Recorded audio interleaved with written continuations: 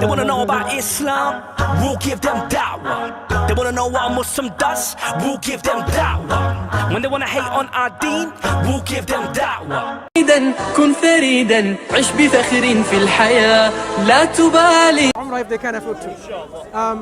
Where were we? So we're talking about ijma, and you're Yes. saying it's a so-called sources of law. Yes. When the madhahib themselves are accepting that this is a Yes, source but there's of some law. critical thinking that anybody can apply to the situation. The most important way to tackle ijma is to define what it is, who decides what the ijma is, who constitutes part of the body of people that are supposedly the ijma. They've already... No, they haven't. There's disagreements Now, about... what I'm finding is you're already coming up with some views which going against clear, established methodology of the fuqaha and their methods in Islam already. I mean, is it coming from reading fringe authors and authorship? No, I don't think so. Because that's not how the traditional understanding is. Hang on. We can discuss, we can debate about ijma, right? Yeah. This is a separate topic, a very deep subject about which there's a lot of disagreements, okay? But I think we should focus back onto the issue of how do we define many terms, right? How do the Muslims define their terms? Because you know and I know that there's a lot of people banding around information that say, for example, this thing is not allowed in Islam, that thing's not allowed in Islam. If you talk to new people that are coming into Islam as new Muslims, what they hear are, you can't have a mortgage, it's not allowed because it's riba, okay? Or you're not allowed to own dogs because they're dirty, okay? And then there's a whole, that's a very shallow, but that's encompassing what they hear. Or you can't listen to music, or what else? I mean, there's loads of examples I can give. Yeah, really a lot. But the point you're trying Stoning to make... the adulterer. Yeah, but the point you're making is you have to understand the terms that are used and the concepts behind the terms. Yes. You may be one against a specific term that have been used, but the concepts you don't disagree with. I am saying it's the concept that's matter. You can change the term to something different and people understand the concept behind it. Let me ask you, let's go back to Sharia then, right? If you think that Sharia is divine law, that's going to have a massive weight behind it, which if that is wrongly defined in that way, let's say that's the wrong definition, the consequences of getting that wrong are absolutely severe. Let's go back one step. Let's go back one step. A Muslim, when they do some things, they need to understand the action falls under which category. Yeah? There are five categories defined by the Islamic jurisprudence. Who defines them? Who defines them? The classical scholars. Defined by God, His Messenger, and the understanding of the Book of God, and the sayings, teachings, actions of the Messenger by the companions, their students, and so on. So here again, clearly we see the sources emerging. You have the first source, the Kitabullah, the Book of Allah. If Allah says do some things, that becomes obligatory on you, depending on the way it's constructed.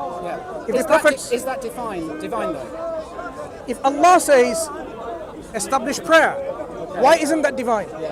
Of course it is divine. If the Prophet says do something, why isn't that divine? Because Prophet is sanctioned by Allah to interpret the Quran and also legislate, to explain the Quran. So when we're talking about is it a divine law or not, if we find the instructions of do's and don'ts which emanates from the Creator and the Messenger, that is divine law. I think you're saying that the Quran is divine, yes? Isn't that the understanding of every single fuqaha from the past to present? That's right. So that's fine. So jurisprudence That's doesn't fine. have any disagreement. Hang on. So when somebody reads and interprets the Quran, in their mind, and then says something based on that interpretation, is that divine at that stage?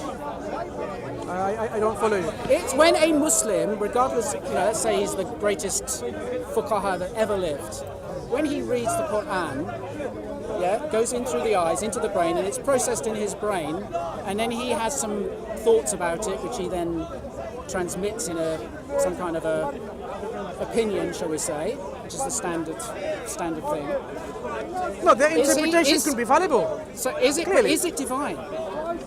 The interpretation could be fallible, Yes, and that's I why. didn't say that. But that's is it why, divine? When you say Because divine, the classic example of our problem in the problem in this time, if you like, as human beings, is that we have a group of other human beings claiming that their text or their law, which has been interpreted from things like the Quran, that is divine. what's the word they use? They use the word divine. No, that's the English word. What are the words they actually use? Do you know? Just if you know. I'm not sure what Arabic words they use. Because you can't say your interpretation is divine. No. They text- claim, the no, text they is- claim they want to implement the Sharia because it's divine law. That's their common refrain. You have to have an understanding of what the text means.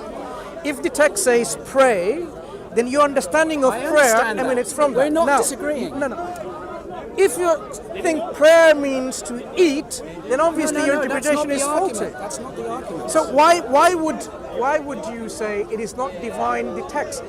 No, Your I'm not saying interpretation that. is just a human endeavor. I'm not saying that. I'm saying that if it goes through the brain of a human being, I'm asking the question, if it goes through the brain of the human being, despite it being in a divinely revealed book, okay, That's a human interpretation. yes, a human interpretation, so it can't be, therefore what comes out can't be divine anymore. That's what I'm saying. Yeah, and that's why I'm saying is We're not you arguing you against each other. That's why I'm saying is the best interpretation is the Quran by the Quran, Yes. the Quran by the Prophet. Yeah. So when Allah says it very clearly in the Quran, what is the best interpretation? So if you disagree on a matter, who do you refer back to? Quran and the Prophet. Yeah. So we should take their interpretation, and right. that's it. We shouldn't quarrel anymore. So looking at Sharia then, if the Prophet never used it in a legal sense, and his followers never used it in a legal sense, and the first four of the best leaders of Give the me an state, example of something that he didn't use this word, and the people of jurisprudence are using this word exactly in that context. No, I've explained to you how the general description of what Sharia is. No, we're not talking about description. We're talking about the Prophet is dealing with a particular event. Maybe someone's committed an act of transgression of God's law, okay, which God has given to the Prophet or explained in the Quran. Yes. And the Prophet ﷺ is dealing with it. Right? How does he deal with it? Does he have to somehow define this is No, Sharia? of course not. He gave his pronouncement there and then. Exactly. Yeah. So But that's not the argument. What's the issue then? The argument is the use of the word Sharia. Yeah? The word is being used in the present period of time now, this present period of time, to mean law, criminal law, Only any today? type of law. Only today? In the present time? Yes, it's been used for a long time. How long? But since around about Muawiyah's time. Okay. So from then, if they have formulated, Yes. to give you an example, I mean, I'm guessing it was Muawiyah. Yeah. It could have been slightly later. But Sure. the point, it wasn't during the Khilafah yeah, Rashidin. but I'm saying this has no relevance. It does. I'll tell you why. In my does. opinion, It does have relevance. my opinion. You know the Quran when it was initially written, Yes. did it have vowel No, marks? it didn't have. Right. But, so but if, the recitation was known. yeah, but if we now introduce vowel marks to Yes. facilitate That's people's fine. understanding That's fine. and say these are, i'jam, or Yes. these are nuqat, Yes. to tell you how we can vowelize certain things. But if you start pronouncing Malik, Milik, or something strange, would that be acceptable? No. No. Right. The same with the Sharia. No, if you now have a concept like this called vowelization, let's call the English word vowelization or using diacritics. If you have a concept to explain how this can be then explained to the others who are not Arabs themselves, okay, this is how it's going to be R sound with a fatha, with a kasra, E sound, or dhamma, or U sound. Now, the pronunciation remains the same.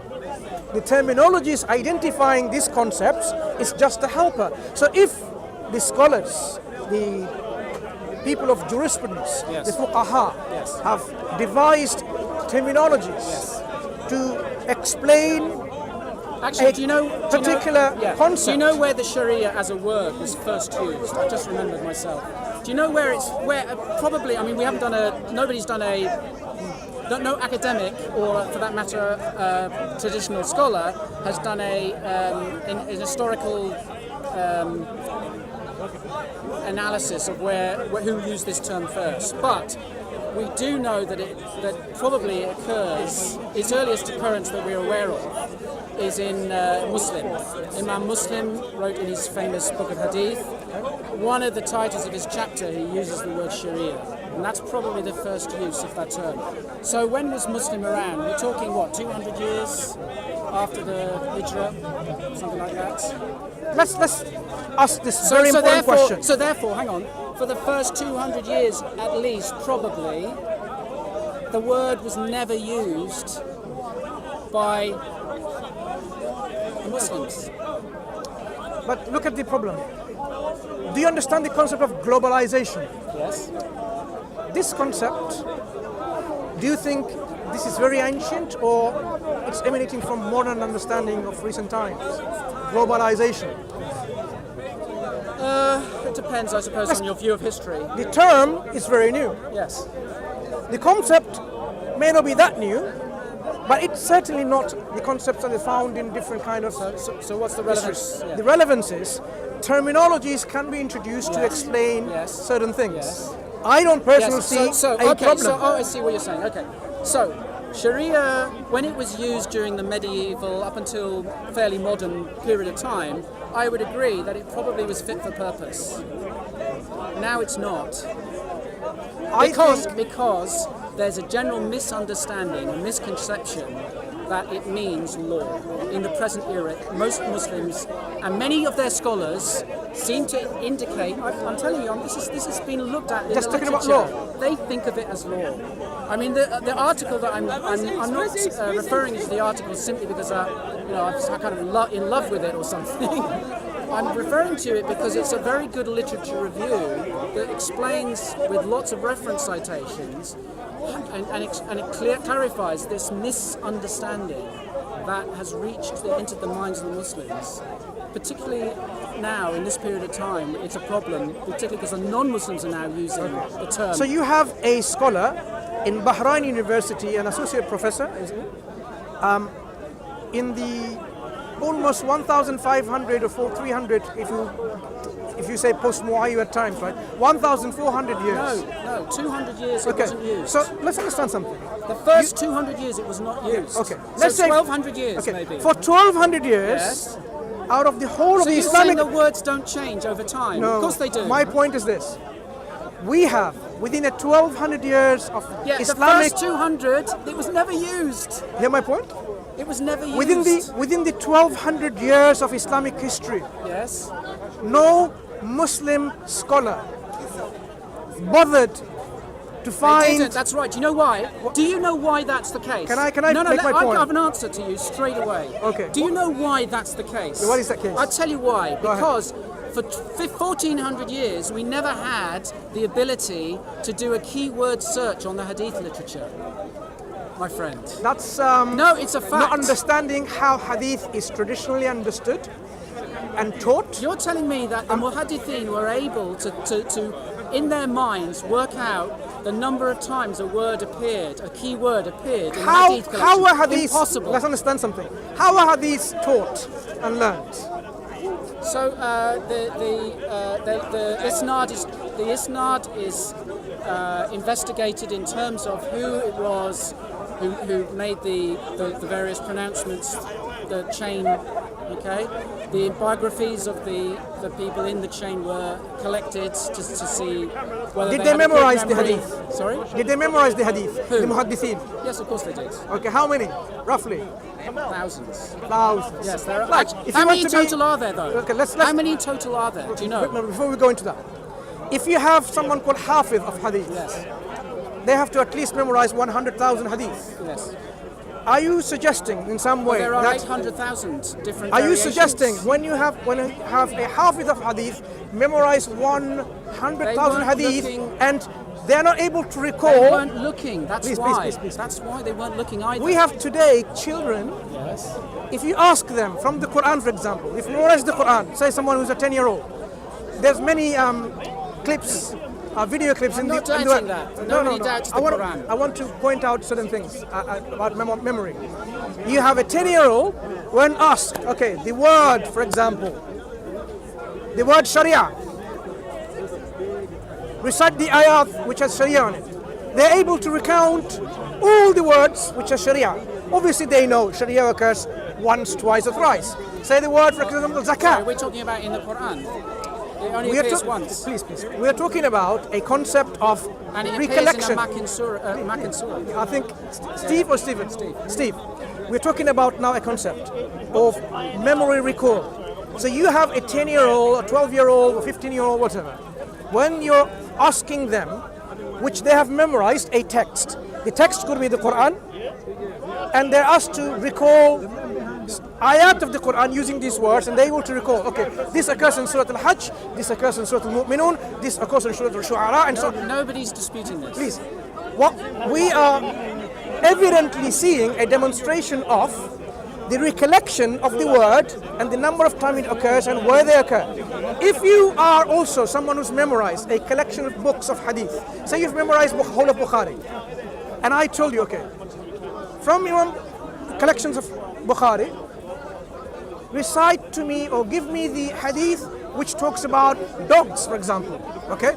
Are you saying they won't be able to find it, someone who's memorized No, I'm it? not saying that. Right. So what it means then, a muhaddithin is able to recollect a word that occurs Yes. how many number of times in that But text? interestingly enough, why is it that this publication was published? No, I'm saying is No. Listen carefully. I don't know anything about this author. No. That's irrelevant. I don't know his background. No, the point is this. I don't know how To- traditional to- he is. to- I don't know whether he's a modernist or not. I don't know if he's a It's traditionalist or irrelevant. not. No, it's actually irrelevant. It's relevant. No, it's irrelevant. Okay, I'll tell you why it's relevant. Let me explain why it's irrelevant. Okay? Because in order to publish in the primary literature, you have to have something new to say. You have to have something new that other people have not seen before, have not written about or researched before. Not necessarily. Yes, you do. This is falsification. Falsification is about disproving. Falsification is about disproving well thought out theories. I talked you through the plum pudding and the Rutherford atom and so on. All right. So every new publication in social sciences has a new thing to say that other people were not aware of. It might be a minor thing. Okay, it might good. be a major thing. Fine. Right. So now, my point is this: that he has written this article with a new piece of information because he did a keyword search on all of the various aspects of the primary, secondary sources within the hadith literature, right? Because he was looking for that. When you say, I don't dispute, you're right, there are muhaddithin that have memorized hundreds of thousands of hadith and can tell you this chain is strong, this one's weak, and so on and so forth. But what they aren't doing is looking with a particular angle on like this author was looking at a particular angle using this keyword to do the keyword search. So it's not just the keyword search, it's the fact that they're looking to see, was this word used by the Sahaba, by the Prophet, by the Khulafa Rashidin, by any of the Tabi'in, etc. Yeah, right? So that's a really key difference. But here is a response to this. I mean, I find it strange that you're saying the muhaddithin have not